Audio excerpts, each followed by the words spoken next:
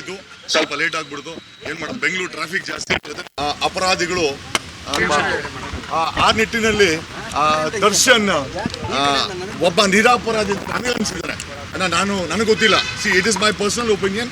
ಆಮೇಲೆ ನಮ್ಮ investigation reports ಆ ಥರ ರಿವೀಲ್ ಮಾಡ್ತಾ ಇದೆ. ಆಮೇಲೆ ಪೊಲೀಸರು ತನಿಖೆ ಮಾಡಿದ್ದಾರೆ. TV5 ರಮಾಕಾಂತ್ ಅವರ ಕೊಟ್ಟಂತ lead, I too thank Ramakant. ಯಾಕಂದ್ರೆ ರಮಾಕಾಂತ್ ಲೀಡ್ ಕೊಟ್ಟಿಲ್ಲ ಅಂದಿದ್ರೆ ಮೋಸ್ಟ್ ಪ್ರಾಬಲಿ ನಾವು ಥಿಂಕ್ ಮಾಡ್ತಾ ಇರಲಿಲ್ಲ. ರಮಾಕಾಂತ್ ಒಂದು ಟ್ವಿಸ್ಟಿಂಗ್ ಲೀಡನ್ನು ಕೊಟ್ಟರು. ಒಬ್ಬ MLA ಅಕ್ಕನ ಮಗ ವಿಡಿಯೋ ಮಾಡಿ ವಿಡಿಯೋ ಹೊರಗಡೆ ಹೋಯ್ತು ಅಂತ ನಮ್ಗೆ ಅಷ್ಟು ಬಂದಿದೆ ಪೊಲೀಸರ ಮೇಲೆ. And we started working. ಹಾಗೆ ಚಂದನ್ ಹಿಂದೆ ಮುಂದೆ ಸುತ್ತಾಡ್ಕೊಂಡು, ಚಂದನ್ ಗೊತ್ತಿಲ್ಲದ್ರೆ ಚಂದನ್ ನೋಡಿಕೊಂಡು ಅಲ್ಲಿ ಇನ್ವೆಸ್ಟಿಗೇಷನ್ ಏನಾಗ್ತಾ ಇದೆ ಅಂತ ನಮ್ಮ ಹುಡುಗರು ವಾಚ್ ಮಾಡ್ತಾ we were doing parallel investigation. ಯಾರಿಗೂ ಗೊತ್ತಿಲ್ಲ ಡೂಯಿಂಗ್ ಪ್ಯಾರಲ್. ನಮ್ಮ ಇನ್ವೆಸ್ಟಿಗೇಷನ್ಗೆ ಒಂದು ಪುಷ್ಟಿ ಕೊಟ್ಟ.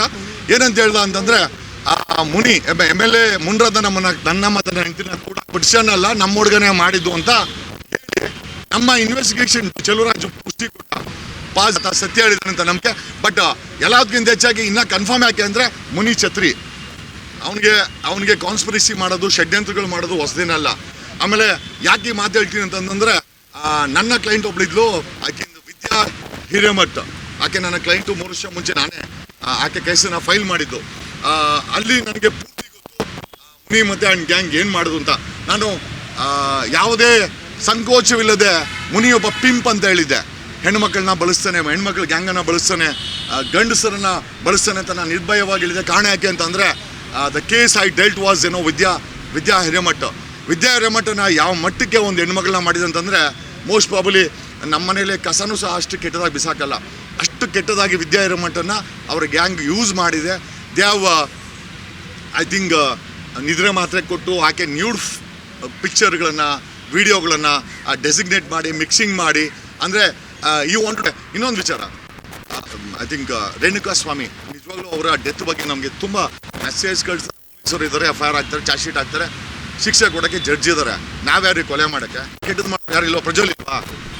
ಏನು ಮಾಡಿದ್ವಿ? ಪ್ರಜ್ವಲ್ಗೆ VIP ಗಾಡಿನಲ್ಲಿ ಸುತ್ತಾಡಿಸ್ತಾ ಇದ್ದೀವಿ, VIP ಸೆಕ್ಯೂರಿಟಿನಲ್ಲಿ ಇಟ್ಟಿದ್ದೀವಿ. ನಾನು ದರ್ಶನ್ ಅಂತ ಹೇಳ್ತಾ ಇಲ್ಲ, ಯಾರೇ ಮಾಡಿದ್ರು ಕೂಡ ಅದು ಮಹಾ ಅಪರಾಧ. ಕೊಲೆ ಒಬ್ಬರಿಗೆ ಹಿಂಸೆ ಕೊಡೋದು ನಮ್ಮ ದೇಶಕ್ಕೆ ಬಂದಿಲ್ಲ.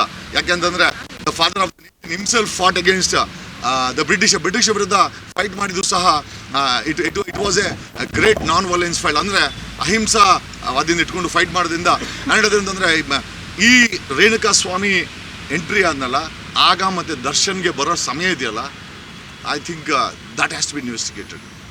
ಯಾಕೆಂತಂದರೆ ಆ ದರ್ಶನ್ ಬರೋವರೆಗೂ ಬಿದ್ದಂಥ ಪ್ರತಿಯೊಂದು ಏಟು ಡೆತ್ಗೆ ಹತ್ರ ತೊಗೊಂಡೋಗಿದೆ.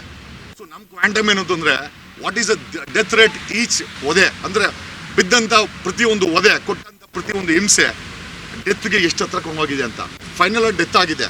ದರ್ಶನ್ ಬಂದಾಗ ಆಯಿತು ಅಥವಾ ದರ್ಶನ್ ಬಂದು ಹೋದ್ಮೇಲೆ ಆಯಿತು, ಡಿಫ್ರೆಂಟ್ ಮ್ಯಾಟರ್.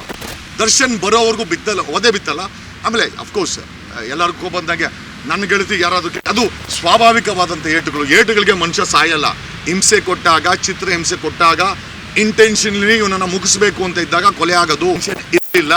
ಅಲ್ಲಿದ್ದಂಥ ಕಾನ್ಸ್ಪಿರೇಟರ್ಸ್ ಅಥವಾ ಮುನಿ ಅಕ್ಕನ ಮಗ ದೀಪುಗೆ ಕೊಲೆ ಮಾಡಿ ಇವನ್ ತಲೆಗೆ ಮೆತ್ತಬೇಕು ಅನ್ನೋ ಒಂದು ರಿವೀಲ್ ಆಗುತ್ತೆ. ಆಮೇಲೆ ಮುನಿಗೆ ಯಾಕೆ ಇಷ್ಟೊಂದು ಕೋಪ? ಮುನಿ ಮತ್ತೆ ಮುನಿರತ್ನ ಮತ್ತೆ ದರ್ಶನ್ಗೆ ಯಾಕೆ ಕೋಪ ಗೊತ್ತಿಲ್ಲ.